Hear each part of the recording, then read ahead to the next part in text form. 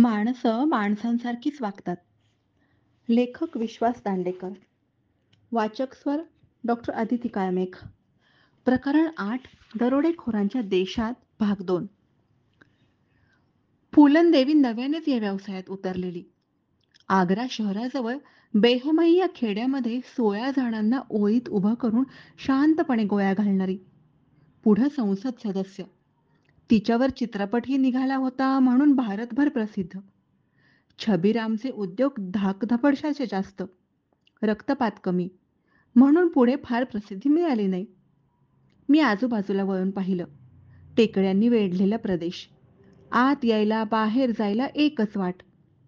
जर यमुनेत मोटार बोटींमध्ये काही पोलीस गस्त ठेवली आणि मध्यरात्री सर्व भाग घेरला तर सर्व नाही पण निदान मोठ्या प्रमाणात दरोडेखोर हाती लागतील. असं ऑपरेशन बटेश्वर महादेव मला शक्य वाटलं. अर्थात त्याचे नियोजन आणि अंमलबजावणी यात पुरेशी काळजी आणि गुप्तता पाळणं आवश्यक. ते करता आलं असतं. मी आमच्या पोलीस अधिकाऱ्याला हा सर्व बेत सांगितला. परिणाम? आत्तापर्यंत खूपच खेळीमेळीनं वागणारे, टाळ्या वगैरे देणारे ते अधिकारी एकदम गंभीर झाले. त्यांना थोडा रागही आलेला दिसला. आपलं काय चुकलं हे मला कळेना. भारत या कोड्याविषयीचं अज्ञान अशी ती माझी घोडचूक होती. साहब, ये आपको शोभा नहीं देता. आप कैसी बात कर रहे हो? ये सब डाकू अपने भगवान को मिलने आ रहे हैं. ऐसे वक्त उन्हें पकडना, ये सोचना भी गलत है. संभाषण यानंतर काही फार काळ चालणं शक्य नव्हतं. शिवाय आम्हा दोघांना आपापली कामही होती. मग नमस्तेचं आदानप्रदान, फिर मिलेंगे हे सर्व रीतीप्रमाणे झालं. आता दरोडेखोरांच्या राज्यात शिरलोच आहोत. माझं मन एकाएकी 50च्या दशकात गेलं. तेव्हाचं राज्य मध्य भारत होतं. राजधानी 7 महिने ग्वाल्हेर आणि 5 महिने इंदूर अशी हलायची. मात्र या सर्व हालचाली दिवसा. मुंबई-आग्रा राष्ट्रीय महामार्ग इंदूर ग्वाल्हेर असा पुढे जातो. या दोन राजधान्यांमधलं अंतर साधारण 400 किलोमीटर. अर्ध अंतर ओलांडलं म्हणजे गुना हे जिल्ह्याचं ठिकाण लागायचं. हे गाव ओलांडलं म्हणजे डकैती भाग सुरू व्हायचा. रात्री हमखास, कधी दिवसाही बस ट्रक लुटले जायचे. खाजगी वाहनं तेव्हा खूपच कमी होती. पुढचा जिल्हा शिवपुरी. ग्वाल्हेर संस्थांची दिवाळी उन्हाळी राजधानी. शिवपुरी, ग्वाल्हेर, मोरेना, भिंड हे जिल्हे म्हणजे डाकूंचे आगार. यात अनेक गिरोह म्हणजे टोळ्या. या टोळ्यांमधली सर्वात खुंखार म्हणजे भयंकर टोळी होती मानसिंग या दरोडेखोराची. या सर्व टोळ्या इंदूरपासून किमान 200 किलोमीटर अंतरावर. त्यामुळे इंदूर, देवास, उज्जैन या भागाला दरोडेखोरीचा ताप कधीही नव्हता. तशी शक्यताही नव्हती. मात्र ज्यावेळी हा मानसिंग भिंडजवळ मारला गेला, नीटसं आठवत नाही, पण बहुधा 1953-54 हे साल असावं. तर त्यावेळी इंदूरसारख्या दूरच्या शहरात जल्लोष झाला. कारखाने, कार्यालये सोडून माणसं रस्त्यावर उतरली. शाळा वगैरे सोडून देण्यात आल्या. वर्तमानपत्रांनी विशेष आवृत्त्या काढल्या. इंदूरचा बाजार मिठाईसाठी पूर्वापार प्रसिद्ध. सर्व मिठाईवाल्यांनी आपापली दुकानं या आणि मिठाई खा. पैसे विसरा हो. डाकू मानसिंग मारा गया. आनंद कीजिए, जश्न मनाइये असं म्हणत मोकळी केली. लवकरच पहिल्यांदा विनोबा भावे आणि नंतर बाबू जयप्रकाश नारायण यांनी त्या भागामध्ये पदयात्रा काढल्या. अनेक दरोडेखोरांनी डाकूगिरी सोडून पोलिसांपुढे शरणागती पत्करली. लेखी नव्हे, पण ठरलं असं होतं की त्यांच्यावर खटले भरायचे, कबुलीनामा घ्यायचा, फाशीची शिक्षा द्यायची नाही. तुरुंगात कठोर काम न देता जगण्याला उपयोगी अशी काही इल्लम शिकवायची. 14-15 वर्षांनी सुटका झाली म्हणजे त्या इल्लम म्हणजे उपयोगी कला ही जी शिकली असेल त्यावर ते आपलं पोट भरतील. डाकू सरदार मानसिंग यांचा मुलगाही वंशपरंपरागत वतन म्हणून दरोडेखोर होताच. नाव पक्क आठवत नाही, पण बहुधा माखन सिंग किंवा मलखान सिंग असं काहीतरी असावं. त्यानंही आत्मसमर्पण केलं. जन्मठेप झाली. तुरुंगात वागणूक चांगली म्हणून साधारण 15 वर्षांनी सुटका. त्या काळात त्याला पपेटरी म्हणजे बाहुल्यांचे खेळ शिकवले गेले. उत्तर पश्चिम भारतातली ही जुनी विद्या, कला. राजस्थान, मध्य भारत या भागामध्ये हे खेळ दाखवून त्यावर जगणारी अनेक कुटुंब होती.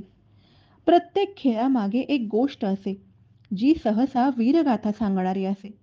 गोष्ट काव्यात सांगितली जाई. मधूनच राजकन्या, एखादा वीर यांचीही कथा असे.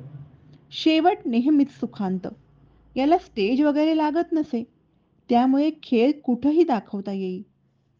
या मानसिंग पुत्राला हा खेळ शिकवताना अल्पबचत, लाल त्रिकोण म्हणजे हम दो हमारे दो, पंचवार्षिक योजना अशा प्रचारासाठी तयार केलं गेलं. घोड्यावर मांड, चंबलच्या बिहडमध्ये मुक्काम, बंदूक तलवार हा शरीराचाच जणू एक भाग. कायम असुरक्षित म्हणून सावध राहावं लागणं. प्रसंगी माणूस ठार मारणं. असं आयुष्य बालवयापासून जगलेल्या त्या बलदंड शरीराच्या आणि स्फोटक मनाच्या माणसाला तुरुंगातली सुरक्षितता, नियमित आहार-विहार आणि हे खेळ शिकणं, असं सर्व जगताना काय मानसिकतेतून जावं लागलं असेल तोच जाणे. सुटकेच्या वेळी शासनाने त्यांना करारावर काम नेमून दिलं. गावोगावी, खेडोपाडी बाहुल्यांचे खेळ दाखवत अल्पबचत वगैरेंचा प्रचार करायचा. ही नोकरी नव्हती. दर खेळामागे विशिष्ट रक्कम देण्यात येई. त्यात भाड्याने वाहन घेण्यासाठी पैशाची सोयही होतीच. भोपाळच्या उत्तरेला तासाभराच्या अंतरावर विदिशा हे जिल्ह्याचं ठिकाण आहे. कार्यालयीन कामासाठी विदिशाला दर महिन्याला मला जावं लागे. असाच एकदा तिथल्या सरकारी विश्रामगृहात माझा मुक्काम होता. सर्व आटोपून 11:00-12:30च्या दरम्यान दिवा मालवला. डोळे मिटले. थोड्याच वेळात शेजारच्या खोलीतून प्रचंड आरडाओरडा काही काळ ऐकू आला. 30-40 मिनिटांनी थांबला. सकाळी तयार झाल्यावर न्याहारी करताना विश्रामगृहाच्या माणसाने माहिती दिली. मानसिंग पुत्र तिथं मुक्कामाला होते. काहीतरी बिनसलं का सूर्यास्तानंतर आचमन जास्त झाली कोणास ठाऊक. भडकले हे खरे. यहाँ रुकते हैं तो बहुत बार कुछ तोड़फोड़ होती ही है. हम भी थक गए हैं, लेकिन क्या करें. त्या भागातल्या भटकंतीत असताना अधूनमधून त्यांचं येणं जाणं माझ्या कानी यायचं. पुढं अचानक ते सर्व बंद झालं. बहुधा मध्य प्रदेशातल्या इतर म्हणजे रायपूर, जबलपूर या भागाकडे शासनाने त्यांना पाठवलं असावं असा अंदाजही ऐकू येई. माझ्या कार्यालयीन कामाच्या प्रकारात बदल झाल्यामुळे आता दर महिन्याला ग्वालियरला आठवडाभर मुक्काम पडे. मुरेना, भिंड तिथून लगतच. तोही भाग माझ्या दरमहा भेटीचा. संपन्न. कारखानदारीने नव्हे तर शेतीने. अशा मुरेना जिल्ह्याच्या एका आडगावात एकदा मुक्काम पडला. रात्री पारावरच्या गप्पांमध्ये मी हळूच प्रश्न केला. या भागात शेती छान आहे. सरसूसारखं नगदी पीक आहे. पाण्याची चणचण नाही. अशा सुखी भागात दरोडेखोरी का? एक आजोबा हसले आणि म्हणाले, बाबू, जहा पैसा होगा वही तो डाका पडेगा. तिथं मानसिंग पुत्र आता बाहुल्यांचा सरकारी खेळ करत नाहीत. ग्वालियरला स्थायिक आहेत अशी माहिती मिळाली. ग्वालियरला कार्यालयाची वेळ संपली म्हणजे आमचा कधी कधी गप्पांचा अड्डा बसे. तिथं एकदा मानसिंग पुत्राचा विषय सहज निघाला. आमच्या एका सहकार्याने प्रश्न केला, साहब, नेताजी मेरे पड़ोसी है, आप मिलना चाहेंगे. सारा भारत ज्या सुभाषचंद्र बोस यांना प्रातःस्मरणीय मानतो त्यांचे नेताजी हे बिरुद मानसिंग पुत्रानं घेतल्याची मला गंमतच वाटली. सहकार्याला म्हटलं भेटूया, पण आधी त्यांना विचार. दुसऱ्या दिवशी कार्यालय सुरू होतानाच त्याने निरोप दिला. आज सायंकाळी नेताजी वाट पाहणार आहेत. दाट वस्तीच्या भागात ते राहत होते. तिथं गाडी जाणं शक्य नव्हतं. 11 अप म्हणजे पायी पोचलो. साधारण 6च्या सुमारास नेताजी घरासमोर वाट पाहत होते. वय वाढलेलं पण खंडेर बताते हे इमारत कितनी बुलंद थी अशी शरीरयष्टी. आइए, बहुत मेहरबानी, हमारे गरीब खाने में आपकी चरणरज बिखरी. ही भाषा म्हणजे उत्तरेचं वैशिष्ट्य. कुठल्याही सप्ततारांकित हॉटेलला मान खाली घालायला लागेल अशी कोठीतही स्वागताची भाषा हमारा गरीब खाना अशीच. साधारण मध्यमवर्गीय असतं तसं बिऱ्हाड. आत जाऊन बिराजी झाल्यावर गप्पा सुरू. मला उत्सुकता त्यांच्या पूर्वायुष्याबद्दल. तिथं त्यांच्या डोळ्यात चमक आली. काय करणार साहेब? हे सर्व पोटासाठी. शेतीमध्ये कधी शेजाऱ्याशी बांधाच्या जागेवरून वाद, कधी साहुकाराचं वागणं. मग काय, हाणलं धरून. पोलीस केस चुकवण्याकरिता चंबलच्या बिहडमध्ये लपायचं. डाके घालायचे. त्यात कुठे कुणाला गोळी घालावी लागायची. कुणी आडवा यायचा तर कुणी पोलिसांचा खबऱ्या. मग परत फिरणं शक्यच नाही. त्यातून साहेब इकडं आम्हा मंडळींची डोकी जरा तापटच. मात्र एक सांगतो साहेब, काळ बदलला. आता मला तो धंदा सोडून 17-18 वर्ष झाली. आजही डकैती आहेच, पण जे करतात ते बरोबर नाही. ये पाप है, इल्जाम भुगतना पडेगा. माझ्या वडिलांनी कडक शिस्त ठेवली होती. स्त्रीच्या अंगाला हातही लावायचा नाही. नारी हमारी माँ बहन है. उसकी इज्जत की हिफाजत करनी चाहिए. तुम्हाला सांगतो, आम्ही एखाद्या गावावर किंवा वाड्यावर दरोडा घालायला गेलो आणि तिथल्या मालदार लोकांच्या ते लक्षात वेळेवर आलं, तर घरातलं सर्व सोनं बायकांच्या अंगाखांद्यावर गळ्यात घातलं जायचं. आम्ही हातही न लावता परतायचो. अनेकदा रिकाम्या हातानं. पण स्त्रीला कधी हात नाही लावला. आता मात्र काही नीती लाजलज्जा राहिलीच नाही.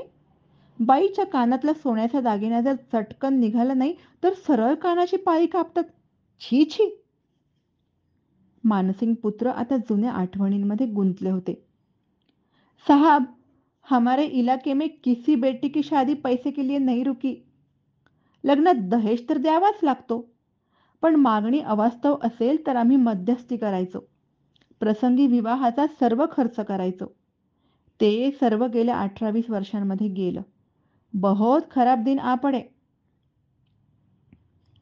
जेलमधल्या अनुभवांकडे मला संभाषण वळवायचं होतं. तेवढ्यात एक साधारण 50शीचे गृहस्थ आत आले आणि त्यांनी नेताजींच्या पायावर लोळण घेतली.